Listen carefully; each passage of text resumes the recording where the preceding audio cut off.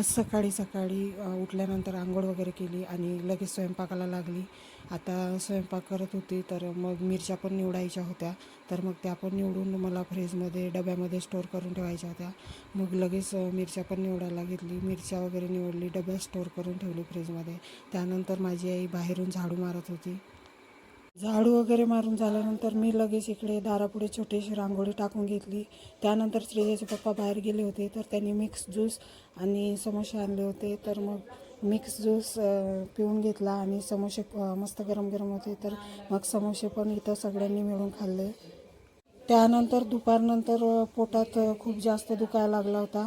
तसं माझं रात्रीपासूनच थोडं थोडं दुखत होतं पोटामध्ये, पण दुपारनंतर तर खूप जास्त दुखायला लागला होता. तर मग श्रीजयचे पप्पा म्हणत होते की आपण दवाखान्यात जाऊन येऊ, डॉक्टर काय म्हणतात तर, कारण आता डिलिव्हरीची डेट पण जवळ आली आहे त्याच्यामुळे. तर खूप जास्त त्रास होत होता मला. मग आम्ही निघालो हॉस्पिटलला जायला.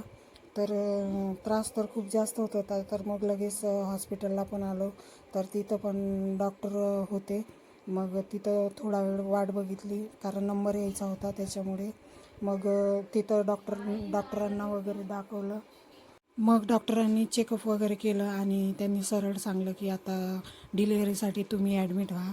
तर मग दवाखान्यातून आल्यानंतर थोडी बॅग पॅक करायची होती डिलिव्हरीची. तर मग तीच इकडे करायला घेतली. बॅग पॅक वगैरे झाली आणि आम्हाला लगेच हॉस्पिटलला निघायचं होतं. आता इथून पुढं जे काही होईल ते मी तुमच्यासोबत कंटिन्यू शेअर करणारच आहे.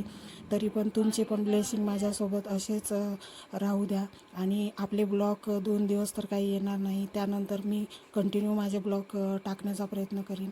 चॅनलवर नवीन असाल तर चॅनलला सबस्क्राईब करा, मला फॉलो करा, लाईक करा. बाय.